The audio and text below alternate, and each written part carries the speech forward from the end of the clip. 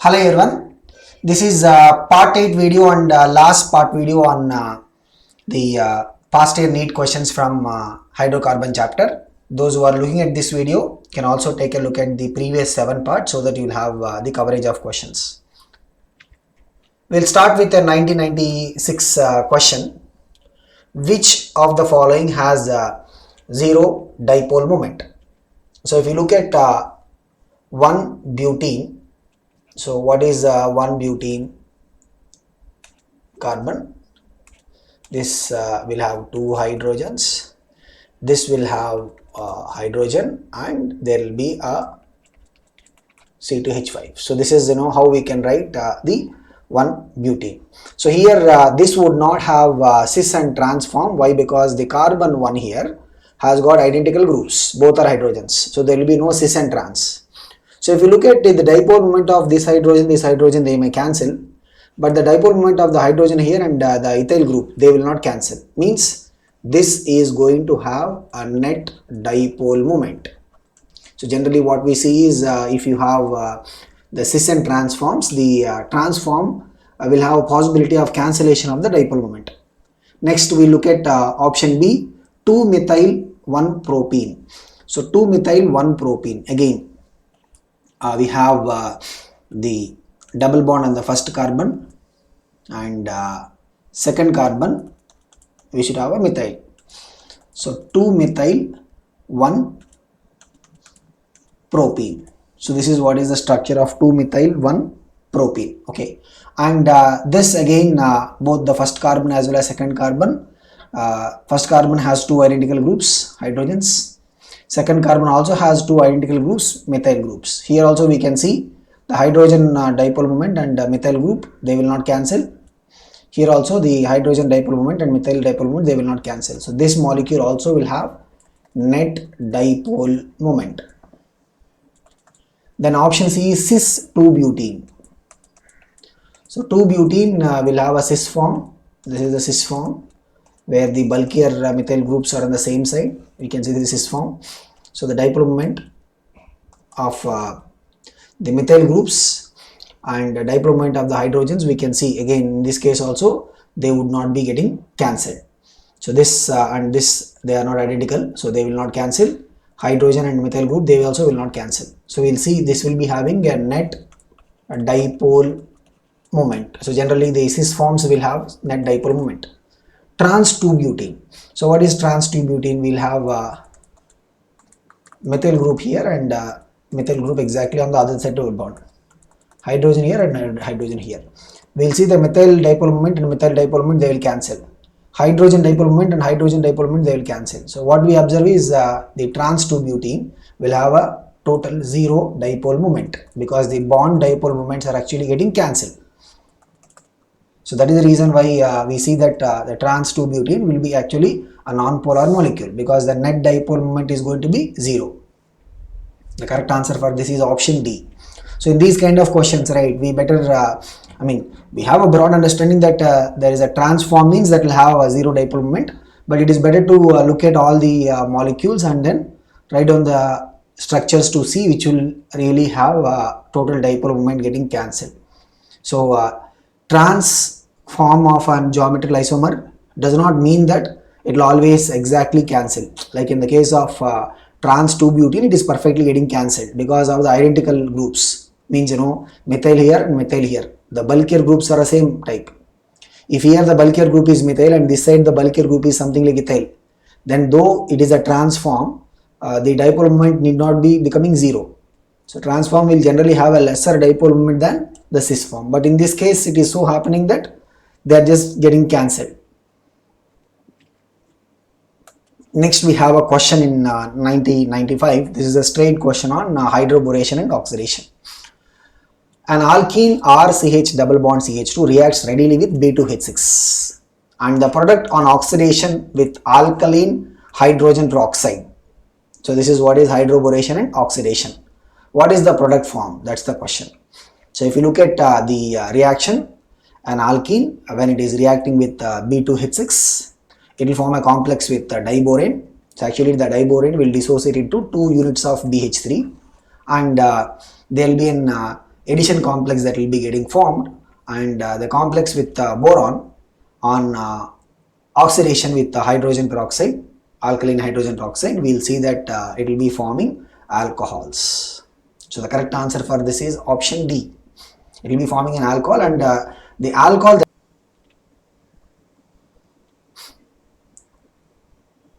that will be formed will be as per the anti-Markovnikov rule. Here we can see that if the H2O net overall reaction is what adding water, right? So alkene is converting into alcohol. So if you look at the Markovnikov addition product, we must get the OH group attached to the secondary carbon, and the hydrogen should come to the primary, that is the Markovnikov. But here what is the product that you are getting? We are actually getting the anti-Markovnikov product. So the hydroboration oxidation will actually give us anti-Markovnikov product. The other cases of addition, like the addition of water in the presence of dilute sulfuric acid or oxymercuration, those reactions we are going to get a Markovnikov product. So here the answer is option B.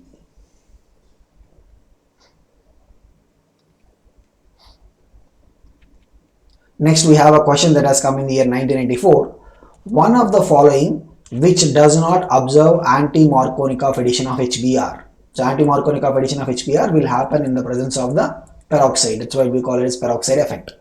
So if you look at the anti-Markovnikov addition to happen, the alkene must be asymmetrical alkene.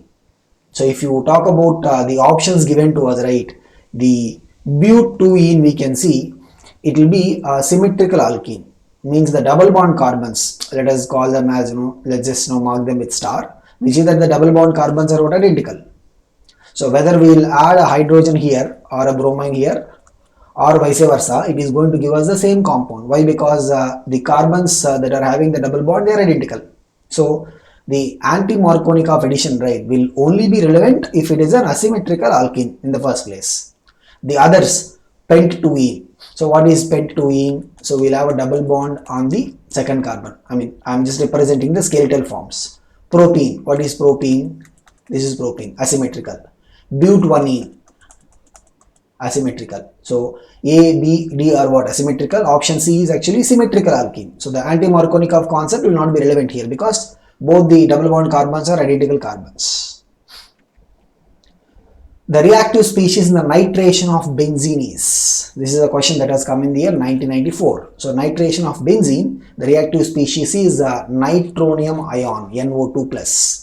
So the reagent that we use in the nitration of benzene is HNO3 in the presence of the sulfuric acid, where the sulfuric acid will act as an acid and HNO3 will be acting as a base relatively.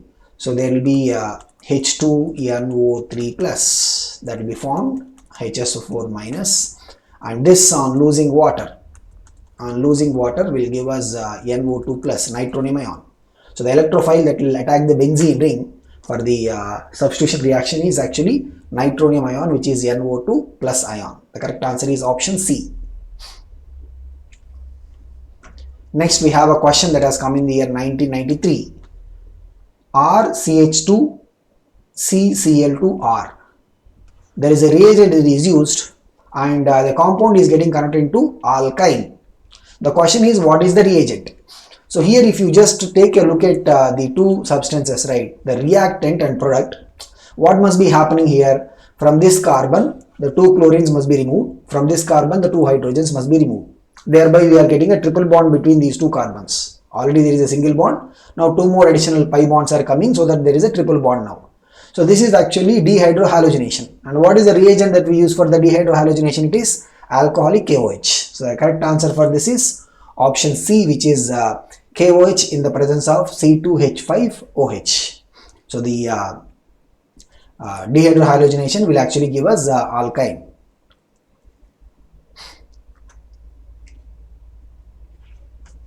Next we have a question in 1993. Reduction of 2-butene with sodium in liquid ammonia.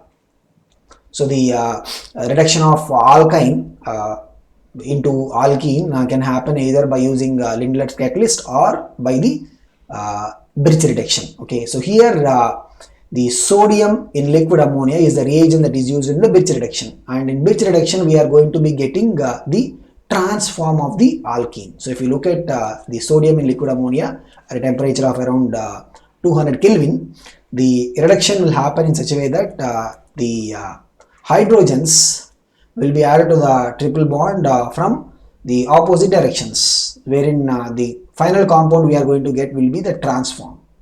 Whereas if you look at the Lindlar's catalyst, we have a pelletized charcoal as a catalyst, solid catalyst.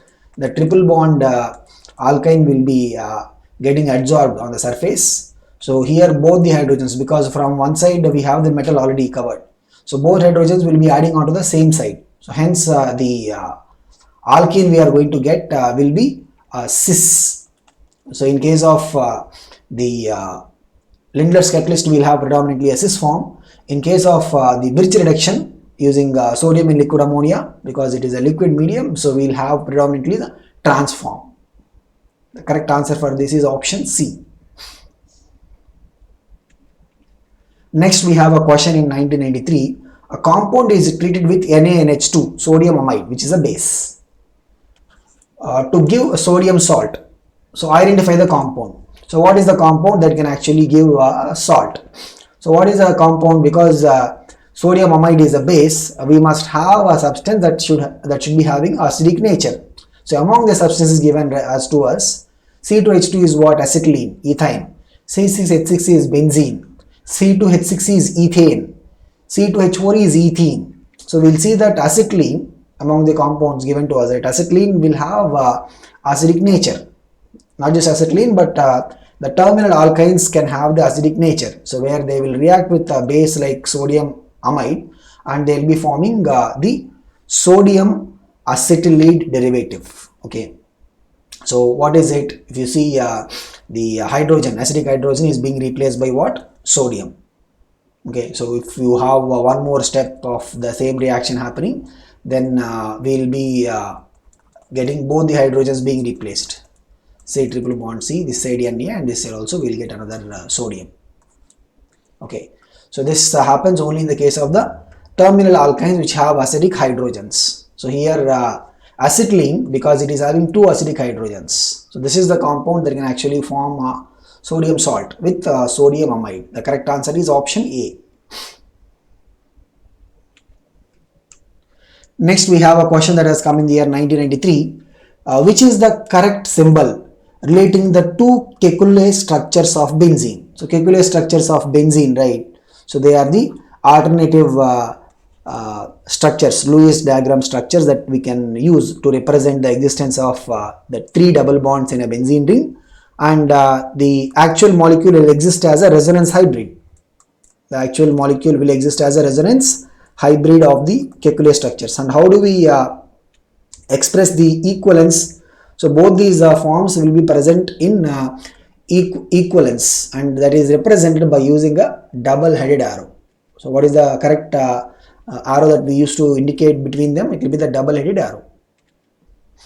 Next we have a question that has come in the year 1993. The restricted rotation about a carbon-carbon double bond in 2-butene is due to. So if you look at 2-butene, I mean any double bond carbon or any alkene carbon compound, there will be a sigma bond and there will be a pi bond. So the sidewise overlap pi bond, right, will actually prevent. So if you have just a carbon-carbon sigma bond, then there will be a free rotation with respect to the sigma bond that is possible, and that is what will give rise to the conformational isomers. But double bond which will have a pi bond sidewise overlap that is coming in will prevent the free rotation, and this will be creating a restriction, and that is also the reason why we have the possibility of geometrical isomers in case of alkenes. So the restricted rotation is because of the sidewise overlap of the two p orbitals. So this carbon p orbital, because the pi bonds can be formed only by the pure p orbitals or pure d orbitals.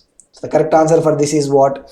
The sidewise overlap of the two p orbitals is the reason for the restricted rotation about the carbon-carbon double bond in 2-butene. It is not just about the carbon-carbon double bond in 2-butene, but in any general alkene. So we have this restrict rotation happening.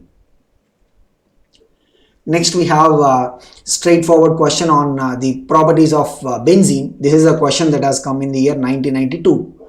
Select the true statement about benzene amongst the following. So if you look at it, right, option A is saying what? So these kind of questions we have to go through all the options. Option A is saying benzene or because of unsaturation of benzene easily undergoes addition. Now we know that benzene has got the double bonds.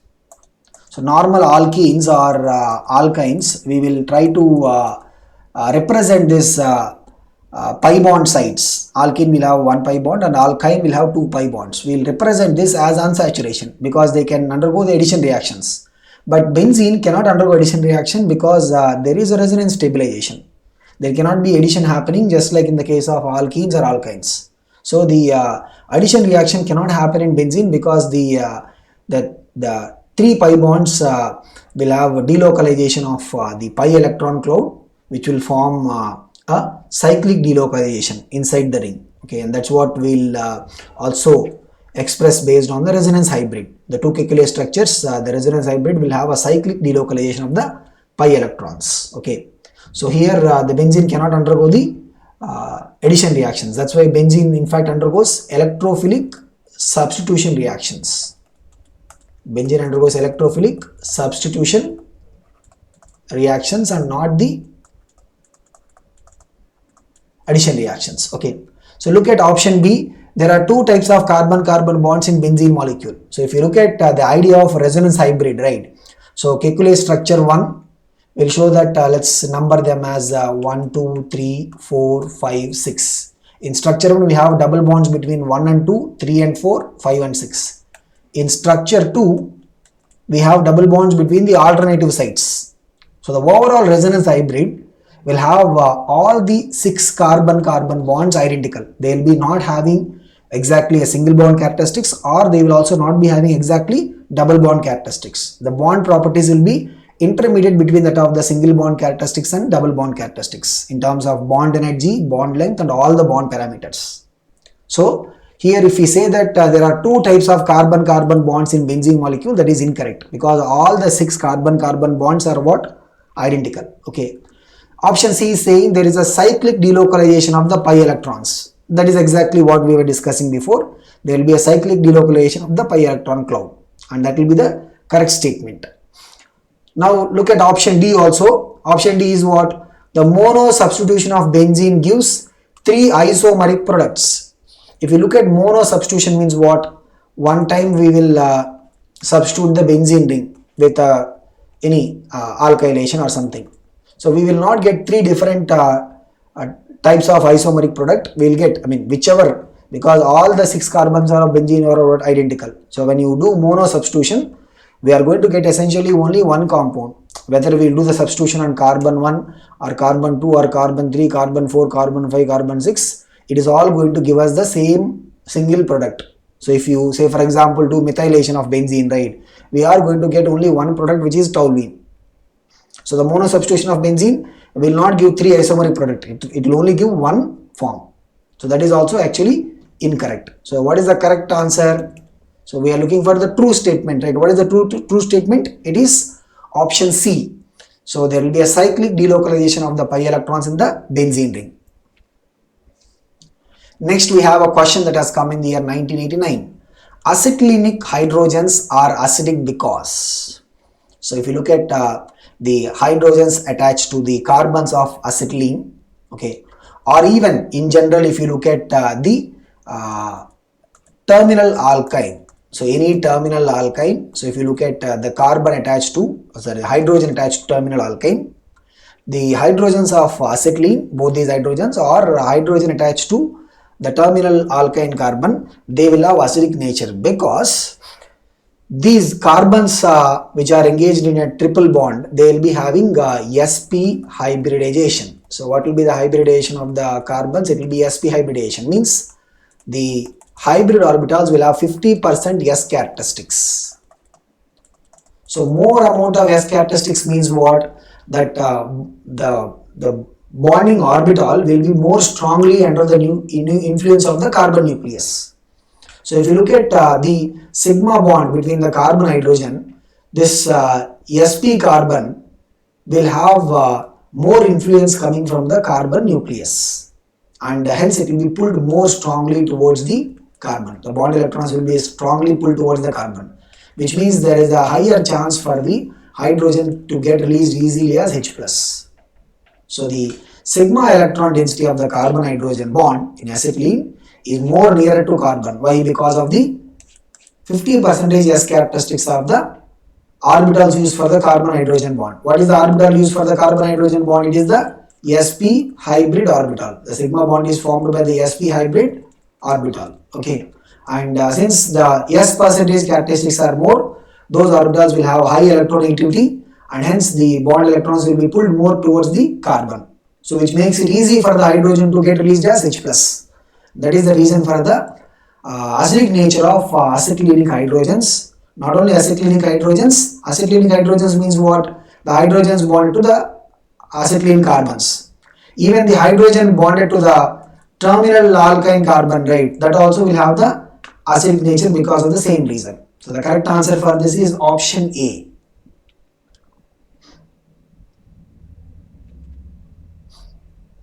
Next, we have a question that has come in the year 1989. Which is the most suitable reagent among the following to distinguish compound 3 from the rest of the compounds? So we have to distinguish compound 3 from the rest of the compounds. So it will be better if you have a reagent which can only react with the compound 3.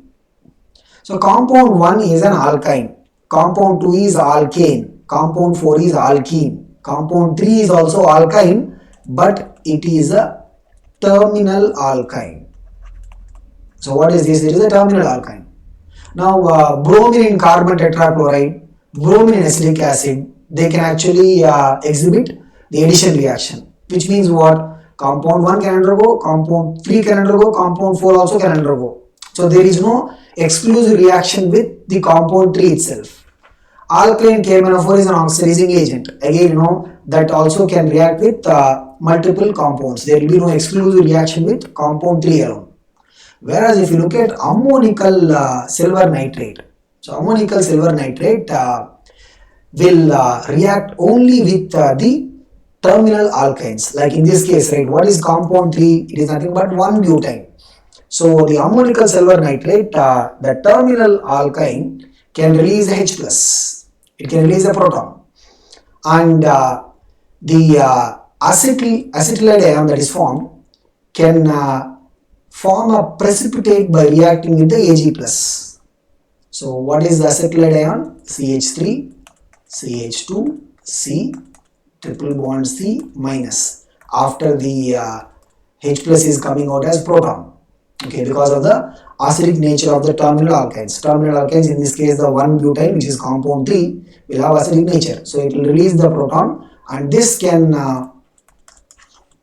acetylide ion can form a complex, it can form an insoluble precipitate with the Ag plus ion, and that is the reason why we have exclusive reaction of the compound 3 with ammonical silver nitrate. So with other substances this reaction is not going to happen, and hence we can distinguish compound 3 from the others by performing a reaction with the ammonical silver nitrate. Only the compound 3 will be able to show the reaction of forming an insoluble precipitate. Others will not be able to show the reaction with it. So whenever we have the distinguishing test, right, it will be good if we have a reagent that will only exclusively react with that particular compound. So that's what we usually take as the distinguishing test. So this is about the part 8 video and last part video of the hydrocarbon chapter, and we'll see in the next chapter video.